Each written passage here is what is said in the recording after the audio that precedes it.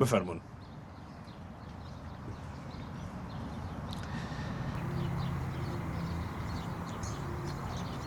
پیرۆزبایی 124 هەمین ساڵ ڕۆژی دامەزراندنی یان دەرچوونی یەکەم ڕۆژنامەی کوردی لە هەموو لایەک بێت.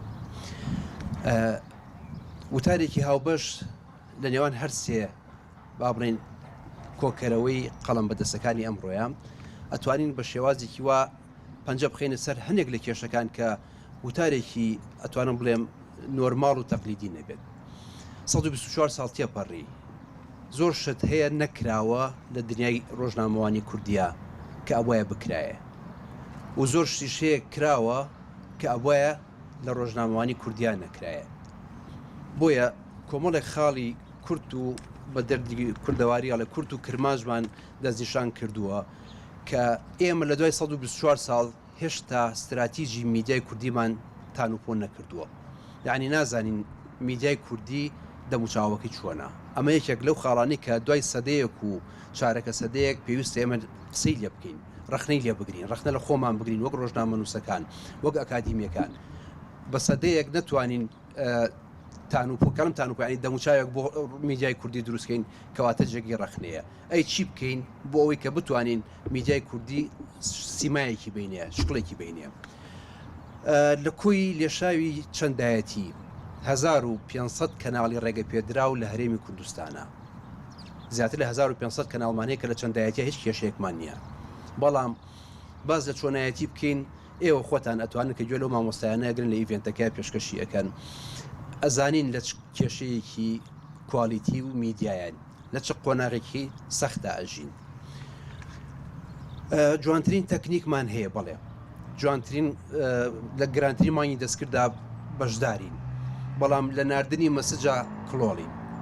ئەمە دوای 124 ساڵ خۆمان دەستنیشانی ئەم خاڵە نەبکەین باشترە. ئەجینا کەناڵمان هەیە لە حەومانی دەستکردا بەشدارە، هەموو سەرگۆی زەوی وەری ئەگرێ، بەڵام چی ئەنێرێت و چی بۆ ئەگەڕێتەوە. ئەمە ئەو خاڵانن کە ئەکرێت باسی بکەین، ئەکرێت پێشەوەی خەڵک پێمان بڵێ، ئەکرێت پێشوی بیانیەکان پێمان بڵێن، ئێمە خۆمان دەستنیشانی بکەین. ئەوەی کە ئێستا لە سوشال میدیای کوردیا ئەگوزارێت ئامادەبوانی بەڕێز ئەمە هیچی میدیانە بەداوای لێبوردنەوە.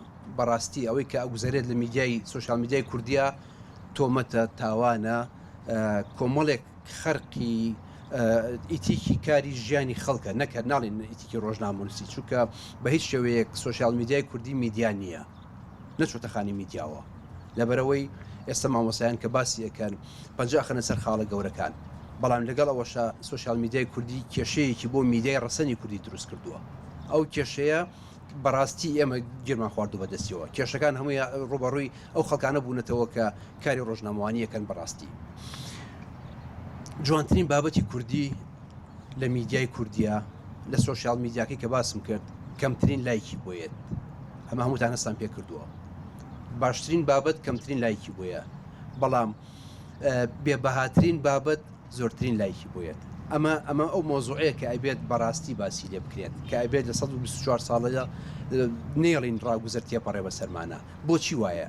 بۆ هیچ میلەتێکی کە نەگەشتە و ئاستەی کە بابەتە کرچ و کاڵەکانی زۆرترین خەڵک بیخوێنێتەوە، زۆرترین دەستخۆشی لەسەر بێ، بەڵام کە بابەتێکەکەی لەسەر لێکۆڵینەوەیەک لەسەر بەحسێک کەمترین خەڵک بێ. کەواتە لە قۆناغێکین ئێستا لە قۆناغی پێداچوونەوە یان گەڕانەوە بۆ ئەوەی کە بتوانین میدیای کوردی بکەینەوە بە میدیای کوردی. ئەو میدیای بێت کە لە خاکی غەریبیە دەرچوو، ئەو کاتێک کە نامەیەکی ئاشکرای هەبوو، بانگی حەق لە ئەشکەوتا دەرچووە.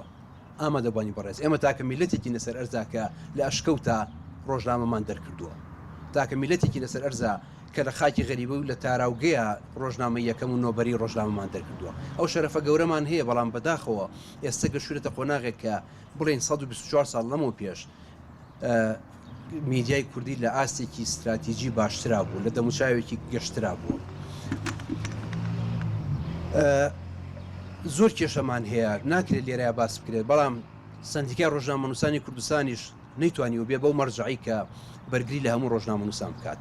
بەڕاستی چۆسانەوەیکی زۆر هەیە لە کەناڵەکانە بەڕاستی بە تایبەتی بۆ ڕۆژنامەنووسانی ژن ئەتوانم بڵێم ماگانە و کرێکانیان جیاوازترە لەوەی کە بۆ پیاوێک هەیە دوو ئەو داواکارانی کە ئێمە کردومانە کورسی خوێندن بۆ ڕۆژنامەنووسان هەتاوەکو ئێستا نەمانتوانی و فراهمی بکەین کە ڕۆژنامەنووس با تەمەنی حسێب نەکرێ با پلێکی حسێب نەکرێت تەنها ڕۆژنامەنووس بێت بە سوپاسەوە هەردوو زانکۆی سلێمانی و پۆلیتەکنیک هاوکاری لقی سلێمانی بوون بەڵام بەداخەوە وەزارەتی خوێندنی باڵا لەسەر ئەوەش ڕەزامەندی نەیاوە یاسایەکمان هەیە یاسای خانەنشینی ڕۆژنامەنووس بۆ ڕۆژنامەنووسانی کە وەزیفیان نیە کە پلەیتریان نییە هەتاوەکو ئێستا بەداخەوەڵێم موچەکە 111,000 دینارە بۆ ڕۆژنامەنووس دانی هەر ڕۆژنامەنووسێک بێ و خانەنشین بێت ئەگەر کار و وەزیفەی نەبێت کە تەمەنی ئەگاتە 63 ساڵ تەنها 111,000 دینار وەرەگرێت کە $100 ناکات ئەمانە ئەو خاڵانن کە تەنها لێرە بەسەر قەڵەمێکی خێرا باسی ئەەکەین بەڵام هیوادارم کە بتوانین لە ئێرەوە جارێکی کە پەنجە بخینە سەر